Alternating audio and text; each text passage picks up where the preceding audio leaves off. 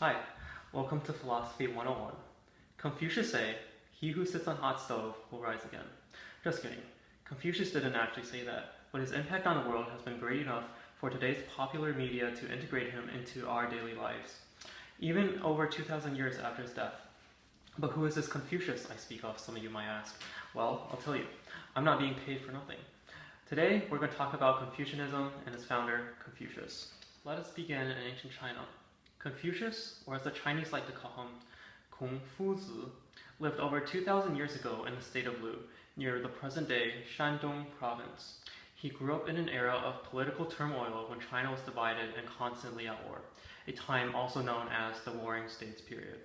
As a result of witnessing countless deaths due to violence, hunger, and isolation, Confucius sought to change his society for the better, and as a result, he created a philosophical and political system that he thought, if followed, would lead to a more stable society. He tried and tried to convince the kings of his time to embrace Confucianism, but none of them ever did during his lifetime. Nevertheless, Confucianism got the last laugh at the situation, as although posthumously, Confucius's system established itself as the basis of Chinese government, education, and life in China in general. One of the fundamental elements of Confucianism are the two big Confucian virtues, and I'd like to talk a little bit. First of all is Ren. Ren is the virtue of virtues. We demonstrate Ren when we act morally and considerately. It's all about feeling good when helping others, a term some might call altruism. For example, take an adult taking care of or making sacrifices for his or her child. It's the perfect example of Ren.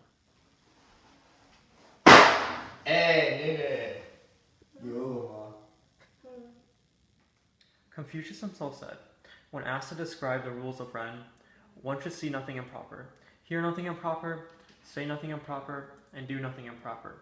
Confucius also believed that all people have the ability to be people of Ren, because all people are intrinsically good.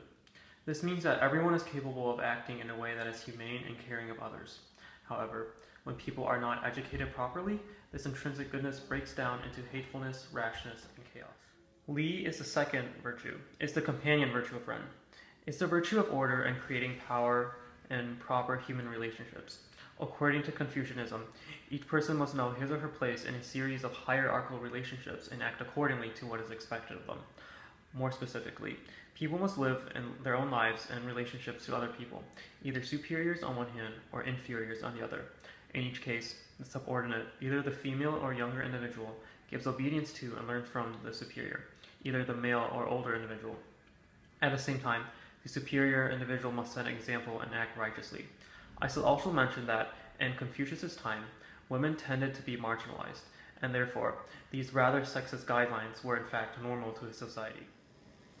There are 5 key relationships. The most important is that between a parent and child. The key to understanding this relationship is called filial piety. In essence, a child treating his or her parents with reverential respect. The parents are supposed to earn this respect by caring for and educating their child, but regardless, the child still does not have the right to disrespect neglectful parents. This term also applies to those deceased, because the Chinese believe that the dead still have influence over the living, so children of the deceased are still expected to carry out rituals and sacrifices. Another relationship is that between the ruler and subject. Rulers were expected to rule fairly, and in return, the subjects were expected to respect and obey their rulers.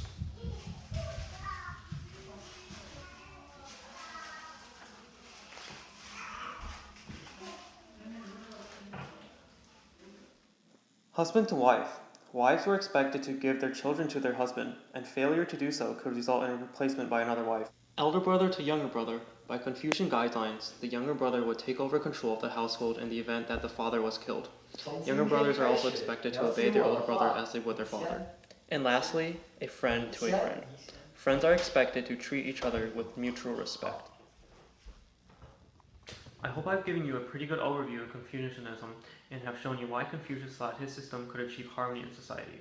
Today, Confucianism impacts the culture and lives of many.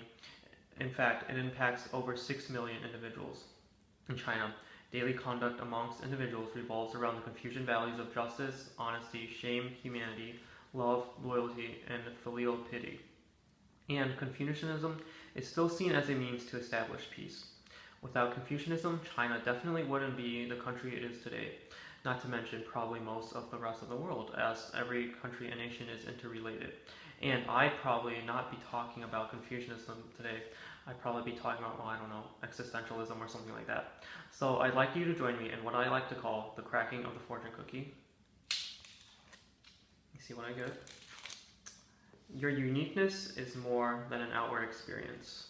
Well, as always, thanks for watching.